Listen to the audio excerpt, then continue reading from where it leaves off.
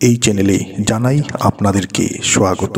আজকে আমি আপনাদেরকে লেবু দ্বারা দুইটি প্রতিকারের কথা বলবো। এই দুইটি প্রতিকার, এই দুইটি উপায় যারাই করেছে তারা অনেক ভালো ফল পেয়েছে। আপনারা হয়তো অনেকেই দেখেছেন যে লেবু বিভিন্ন বাড়িতে ঝোলানো থাকে, বিভিন্ন ব্যবসায়ী প্রতিষ্ঠানে ঝোলানো থাকে। তার অর্থ হচ্ছে যে বিভিন্ন জনের খারাপ দৃষ্টির থেকে বাঁচার জন্য বাড়ির সামনের দিকে বা ব্যবসায়ী প্রতিষ্ঠানের সামনের দিকে লেবু ঝুলিয়ে রাখা হয়।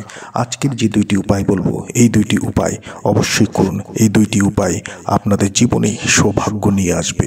অনেক সময় আমাদের ভাগ্যে, আমাদের জীবনে বা আমাদের বাড়িতে অনেক তেমন অপশক্তি বসবাস করে, যার জন্য আমাদের জীবনে হঠাৎ করে উন্নতি থেমে যায়।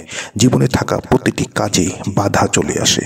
তো আজকের যে দুইটি উপায় বলবো খুব সহজ সরল। এই উপায় দুইটি যারাই করবে তাদের জীবন থেকে সেই শক্তিগুলি, যে শক্তিগুলি তাদেরকে উপরে উঠতে দিচ্ছে না, উন্নতিতে বাধা দিচ্ছে, বিভিন্ন সমস্যার সম্মুখীন হচ্ছে, সেই বাধাগুলি জীবন থেকে শেষ হয়ে যাবে।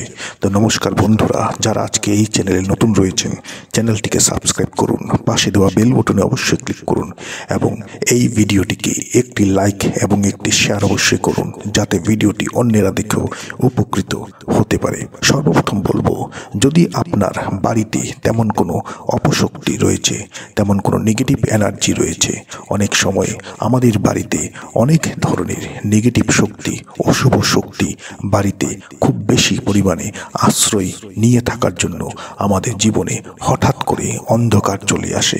আমাদের প্রতিটি কাজে বাধার সম্মুখীন আমরা হয়ে থাকি। হঠাৎ করে জীবনে টাকা আসা বন্ধ হয়ে যায়, প্রতিটি কাজ আমাদের অসম্পূর্ণ হয়ে থাকে, বিভিন্ন জায়গায় আমরা অসম্মানিত হয়ে থাকি, বাড়ির থেকে সুখ শান্তি সকল কিছু চলে যায়।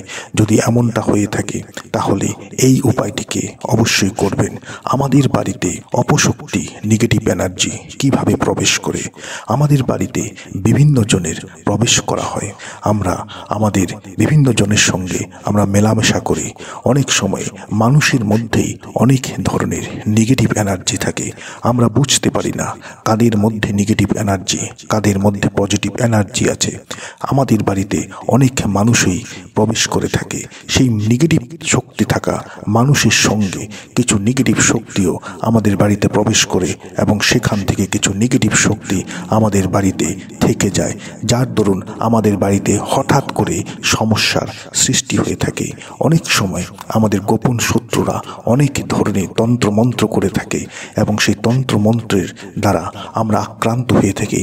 জীবনে প্রতিটি জায়গায় আমরা অসফলতা পেয়ে থাকি। তেমন যদি হয়ে থাকে তাহলে আপনি আপনার বাড়ির চার কোণে চারটি লেবু রেখে দেবেন। আপনার বাড়িতে প্রতিটি রুমের চারটি কোণে চারটি লেবু রেখে দেবেন।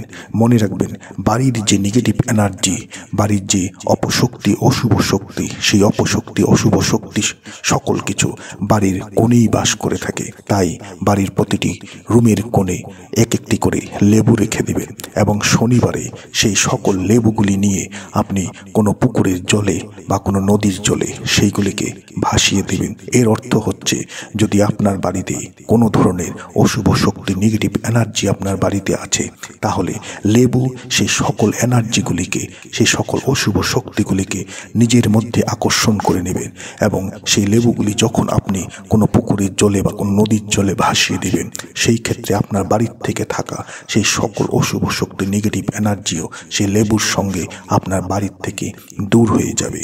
যদি আপনি ভাবছেন যে আপনি প্রতিটি কাজেই বাধা পাচ্ছেন, আপনি যেখানে যাচ্ছেন সেখানেই আপনি অসফলতার মুখ দেখছেন, কোনো কাজ আপনার সম্পূর্ণ হচ্ছে না, আপনার মতো করে কোনো কাজ হচ্ছে না, পরিকল্পনা অনুযায়ী আপনি কোনো কাজ করতে পারছেন না, সেই ক্ষেত্রে আপনি এই উপায়টিকে অবশ্যই করবেন। আপনি একটি লেবু নিয়ে নেবেন এবং সেই লেবুটিকে গঙ্গা জলে ধুয়ে নেবেন।